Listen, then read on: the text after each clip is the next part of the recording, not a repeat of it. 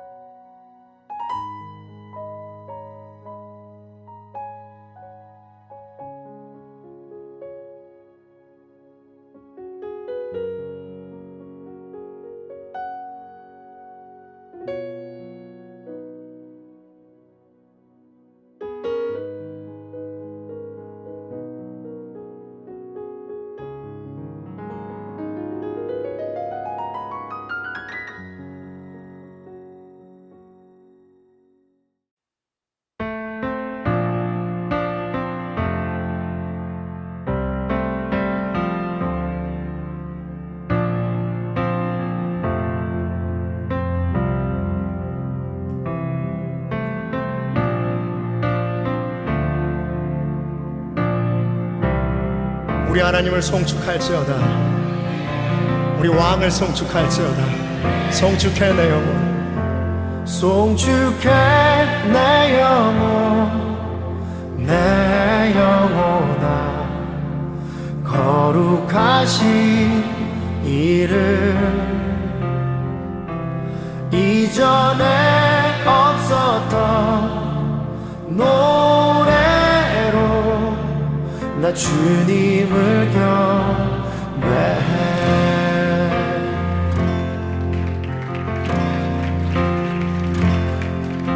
해가 뜨는 새 아침 밝았네. 이제 다시 주님 찬양. 무슨 일이나 어떤 일이 내게 놓여도 저녁이 올 때 나는 노래해.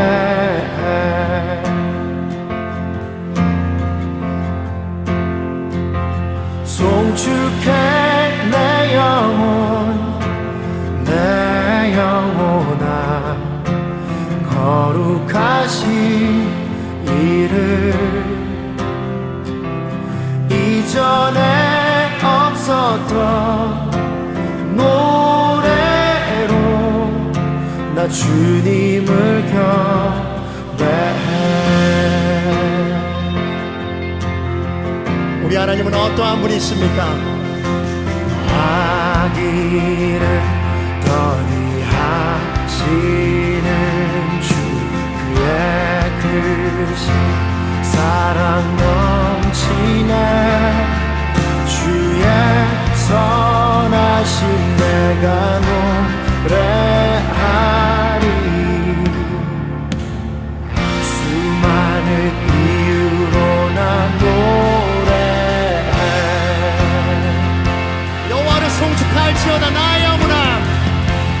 송축해 내 영혼, 내 영혼아.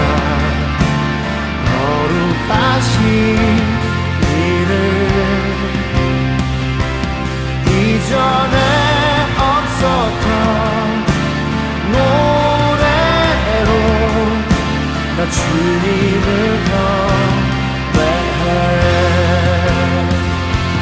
송축해 내 영혼 내 영혼아, 홀로 거룩하신 이를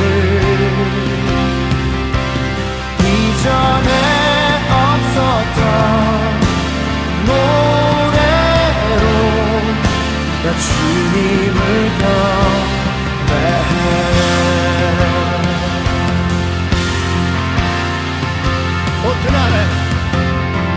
그날에 나의 힘 다하고 나의 삶에 여정 마칠 때 끝없는 찬양 나 드리리라.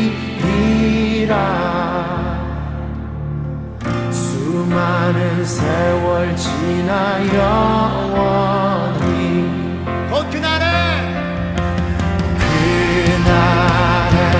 나의 힘 다하고 나의 삶에 여정 마칠 때 끝없는 찬양 나 드리리라. 수많은 세월 지나 영원히 송축할지어다. 송축해 내 영혼 내 영혼아, 거룩하신 이름 이전에 없었던 노래로 나 주님을 경배해. 송축해 내 영혼 내 영혼아, 홀로 거룩하신 이름 이전에 없었던 노래로 나 주님을 경배해. 송축해 내 영혼 내 영혼아, 거룩하신 이름 이전에 없었던 노래로 나 주님을 경배해. 나 주님을 경배해. 나 주님을 경배해.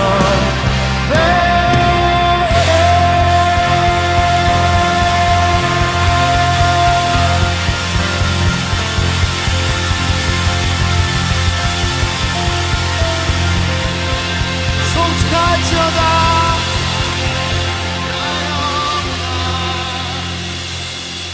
송축할지어다. 송축할지어다. 오늘은 이사야 12장 1절에서 6절 말씀을 가지고 기쁨으로 구원의 우물들에서 물을 깃자 하는 제목으로 같이 은혜를 나누고자 합니다. 오늘의 본문 이사야 12장에서 이사야 선지자는 구원의 우물에서 기쁨으로 물을 기르며 감사의 노래를 부르겠다고 말합니다. 인생 사막에서 우리가 경험하는 최대의 경위는 구원의 우물에서 목마름을 해결하고 쉬어갈 수 있다는 사실입니다. 사막의 우물은 성경이 약속하는 구원의 은혜를 상징하는 것입니다. 그것은 우리가 예수님을 만났고 그를 믿었기 때문에 경험한 최고의 은혜를 상징하는 것입니다. 오늘 우리는 이사야 선지자의 언어로 표현된 우리가 경험한 구원의 은혜의 본질을 함께 묵상하고자 합니다. 구원의 은혜의 본질, 어떤 것입니까? 2022년도 새해가 시작되면서 우리의 기도 제목은 빨리 이 땅에서 코로나가 떠나가고 일상생활을 되찾고 경제적으로 안정을 취하는 것이었습니다. 그러나 2달이 지난 지금 국내와 전 세계적으로 말할 수 없는 두려움과 공포가 엄습하고 있습니다. 코로나는 약해지기는 했지만 확진자로 넘쳐나고 러시아와 우크라이나의 전쟁이 세계 3차 대전의 공포 속으로 치닫고 있으며 우리나라도 윤석열 대통령 당선자가 나왔지만 비방과 막말이 난무하는 혼탁한 대통령 선거로 분열의 양상으로 비춰졌습니다. 우리의 기도 제목과는 전혀 다른 방향으로 흘러가고 있습니다. 의로우신 하나님께서는 우리의 기도를 왜 안 들어주시고 우리를 점점 더 어려운 환경 속으로 몰고 가실까요? 하나님이 살아계시다면 이 순간에도 수많은 죄 없는 사람들이 죽어가는 현장에 개입을 안 하시고 계실까요? 의심을 가지게 됩니다. 우리는 우리의 관점에서 하나님을 이해하려고 합니다. 내가 생각하는 대로 기도의 응답이 이루어져야 하나님이 기도의 응답을 해주셨다고 우리는 말합니다. 그러나 하나님께 서로의 다른 생각을 가지고 기도를 드린다면 하나님은 어떻게 기도 응답을 해 주실까요? 지금 전쟁 중인 러시아에서는 우크라이나를 점령하는 것이 그들의 기도 제목이 될 수 있고, 우크라이나에서는 러시아군을 물리치는 것이 그들의 기도 제목일 것입니다. 그 외에 모든 기도의 제목들은 나와 우리와 관계되는 것이 기도의 제목이지, 하나님을 영화롭고 존귀하게 하는 기도는 그냥 형식적인 수사에 불과한 경우가 많습니다. 우리 인간은 시간이라고 하는 개념 속에 살아가기 때문에 과거, 현재, 미래가 있습니다. 그렇기 때문에 늘 우리는 과거의 생각과 현재의 상황 속에서 미래를 예측하기 때문에 불안해합니다. 미래가 모호하고 또 혼돈하기 때문에 우리의 의지대로 기도를 합니다. 그러나 전지전능하신 하나님은 시간과 공간에 갇힌 분이 아닙니다. 전지전능하신 하나님을 이해하기 힘든 것은 공간과 시간에 속하는 분이 아니시기 때문입니다. 우리가 우주 공간의 끝을 알 수 없듯이 우주를 창조하신 하나님을 알 수 없는 것은 당연한 일입니다.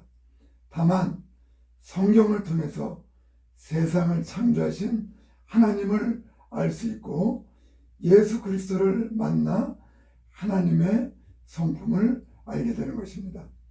시간 속에 살아가는 인간은 미래에 대한 지식을 예지라고 부르지만, 시간을 초월하는 하나님은 영원이라는 관점에서 과거, 현재, 미래는 같을 뿐입니다.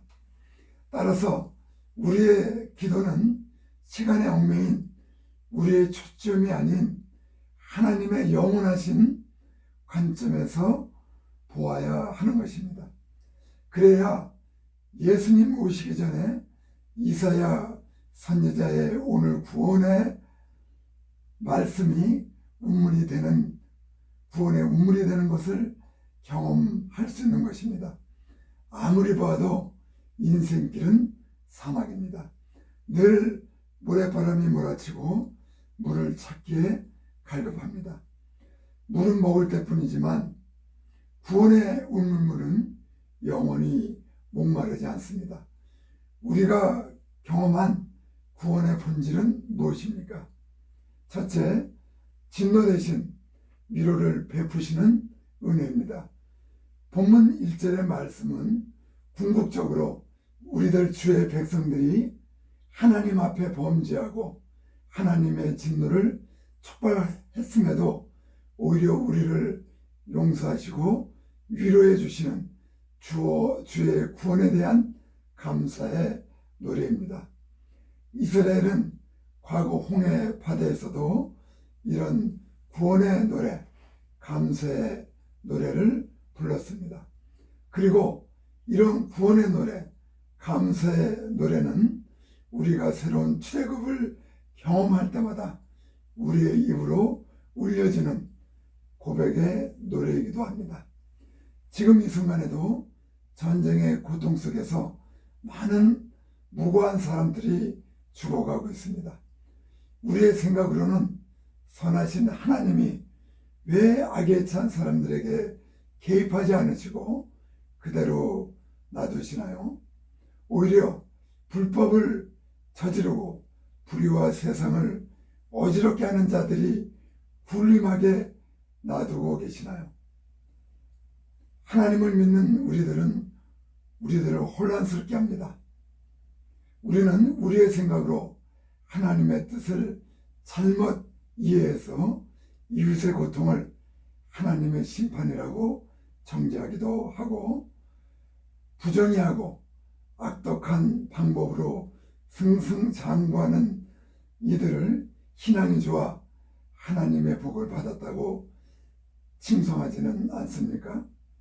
우리는 역사라고 하는 모호한 틀 속에 살고 있고 우리의 마음이 죄와 욕망으로 혼탁해져서 우리의 마음으로 하나님의 뜻을 알기가 어렵습니다.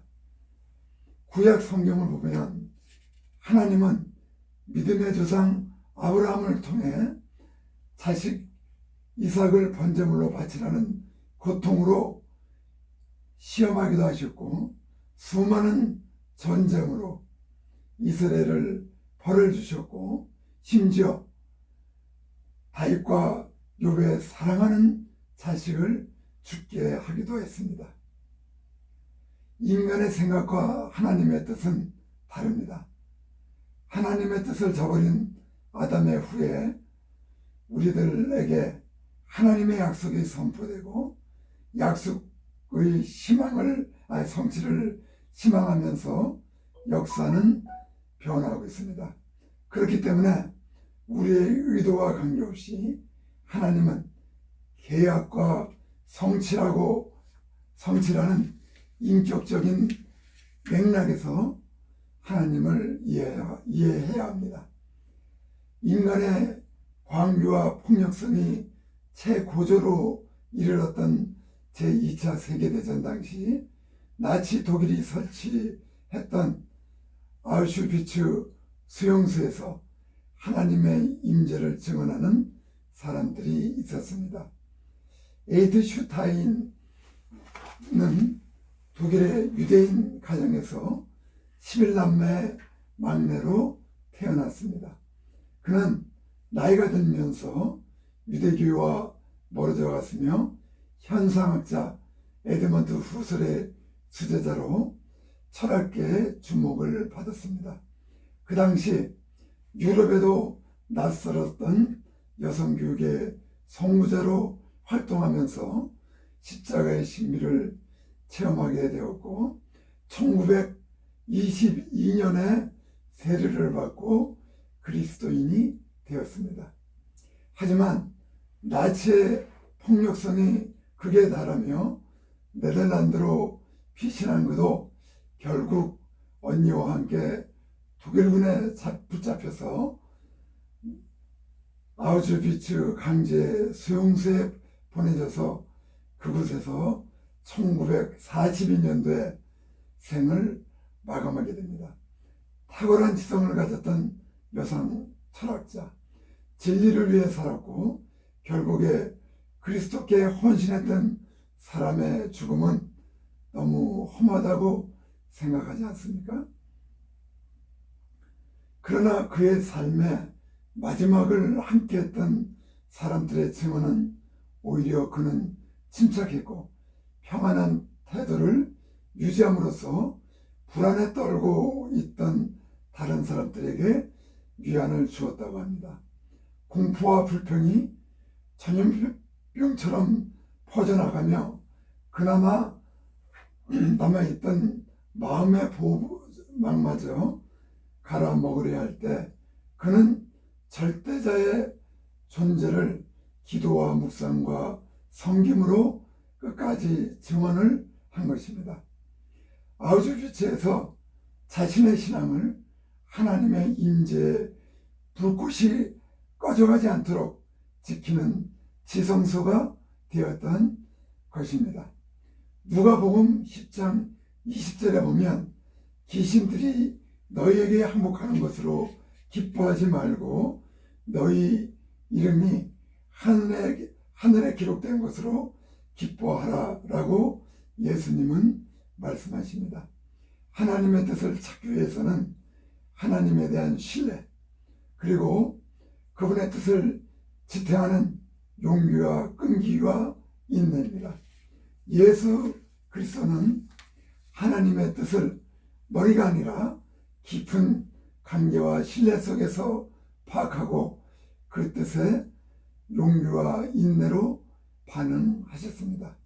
십자가를 지시기 전에 예수님은 하나님의 뜻을 따라 얼굴을 땅에 대고 고뇌하며 이 잔이 내게서 지나갈 수 없거든 아버지의 원대로 되기를 원하나이다 라고 기도했습니다. 하나님의 뜻을 나에게 맞춤으로 하나님의 뜻이 땅에서 이루어지는 것입니다. 요한복음 17장 1절에서 8절까지 나오는 예수님의 고별사의 마지막 기도에도 예수님의 인격과 사역 전체가 하나님의 뜻임을 알 수 있습니다. 하나님의 뜻을 알기 위해서는 예수님을 응시해야 하며 그 뜻을 이루기 위해서는 예수님을 닮는 삶을 살아야 합니다. 그럴 때 이 시대를 살면서 하나님의 진노가 아닌 위로를 베푸시는 은혜의 삶을 살 수 있습니다. 두 번째로 두려움 대신 신뢰로 살게 하신 은혜입니다. 본문 2절은 우리에게 임하신 구원의 은혜에 대한 이사야 선지자의 표현으로 두려움 대신 이제는 신뢰하며 살게 되었다는 고백입니다. 두려워할 수밖에 없는 세상에서 두려움 대신 믿음으로 날마다를 살게 되는 축복, 우리는 감사하지 않을 수 없습니다.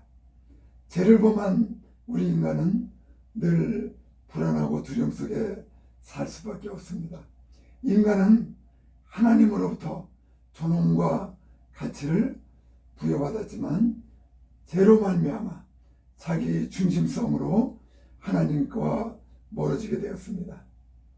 죄는 하나님과 나, 이웃과 나, 자연과 나, 나와 나 자신의 관계를 모두 왜곡하고 뒤틀린 관계 속에 하나님과 멀어져 두려움에 빠지게 된 것입니다. 인간의 비극은 자신을 죄에서 건져낼 능력이 없을 뿐 아니라 내가 무슨 죄를 어떻게 지었는지조차 인지하지 못하는 데 있습니다. 그렇기 때문에 우리는 살면서 두려움 속에서 헤매일 수밖에 없습니다.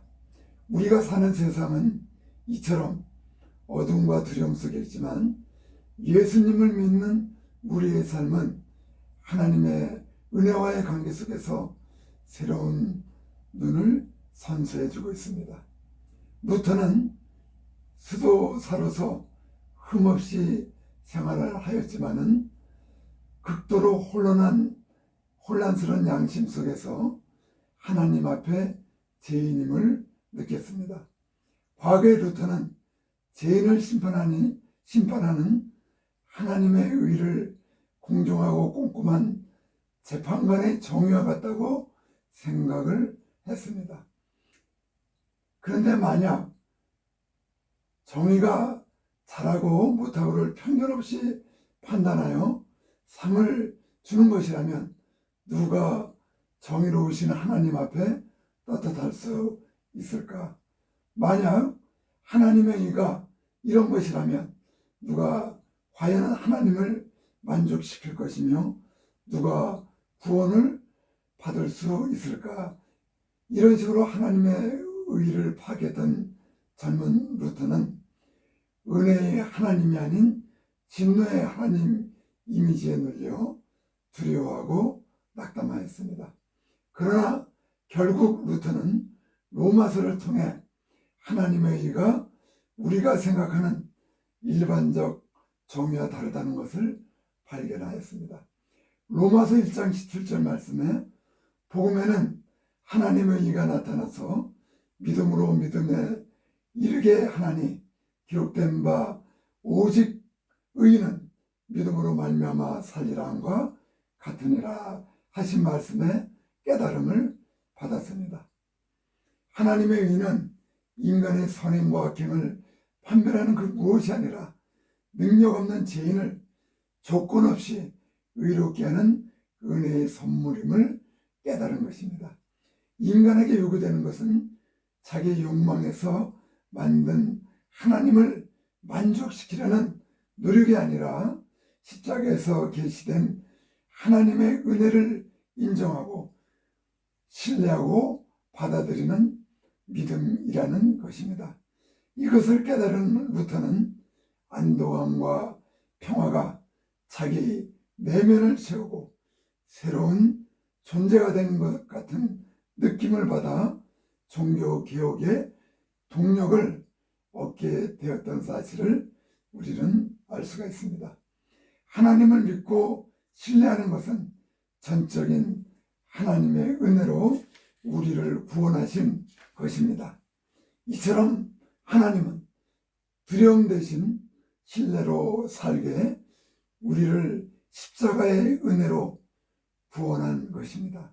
세 번째로 목마름 대신 기쁨으로 해결하게 하신 은혜입니다.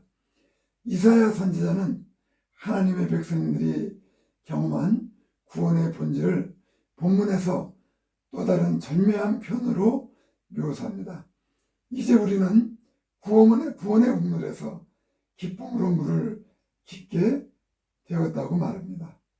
더 이상 우리는 목마름으로 고통당할 필요가 없어진 것입니다. 예수님을 믿는 우리에게 행복은 우리 밖에 있는 것이 아니라 우리 안에 존재하게 된 것입니다. 인생의 사망에서 만난 예수 그리스도의 구원의 우물, 거기서 영생의 생수를 마신 우리가 아직도 감사하며 살아가는 이유, 노래하며 살아가는 이유가 여기에 있는 것입니다. 우리가 사는 세상은 사막과 같습니다. 어디서 무엇을 하든지 물을 찾기에 갈급합니다. 어떤 사람은 돈을 찾기에 갈급하고 또 어떤 사람은 명예와 권력을 찾기에 갈급합니다. 건강을 찾아 헤매기도 하고 자녀들을 위해 헤매기도 합니다. 그러나 잠시의 목마름을 해소할 수는 있지만 영원히 우리의 목마름을 해결할 수는 없습니다. 캐나다에 바다 같은 호수가 널려 있다고 우리의 목마름을 해결할 수 있습니까? 춥고 메마른 삶의 현장에서 목마를 뿐입니다. 우리의 유일한 구원은 예수 그리스도를 의지하며 하나님께 찬송과 감사를 드리는 일입니다. 요한복음 4장 13절에서 14절 말씀에 예수님은 사마리아 여인과 같은 우리에게 말씀하십니다. 이 물을 마시는 자마다 다시 목마르려거니와 내가 주는 물을 마시는 자는 영원히 목마르지 아니하리니 내가 주는 물은 그 속에서 영생하도록 솟아나는 샘물이 되리라 라고 오늘 우리 찬양의 교회 모든 성도님들에게 외치고 계십니다. 다 같이 기도하시겠습니다. 사막 같은 인생길에서 우리를 구원의 눈물로 인도하시는 사랑의 아버지 하나님, 찬양과 영광을 올립니다. 이 세상 어느 곳을 둘러봐도 어두움과 두려움뿐입니다. 안전한 곳이 하나도 없습니다. 이 시대를 보면 우리는 코로나에 에워싸여 두려워하고 있습니다. 언제 세계대전이 일어날지 모르는 죽음의 전쟁의 구렁텅이로 내몰리고 있으며 시기와 비방이 난무하는 이 시간 속에 있습니다. 인간의 죄와 잘못으로 인해 여러 상황 속에서도 진노 대신 위로를 베푸시는 것은 하나님의 은혜입니다. 두려움 속에 있지만 두려움 대신 하나님을 신뢰할 수 있는 믿음을 주신 것도 하나님 아버지의 은혜입니다. 목마른 고통 속에서도 기쁨으로 해결하게 하신 것도 하나님 아버지의 은혜입니다. 사나 죽으나 주님의 은혜로 살아가는 찬양의 교회 모든 성도들이 다 될 수 있도록 주님께서 용기와 힘을 주시옵소서. 예수님의 이름으로 기도드립니다. 아멘.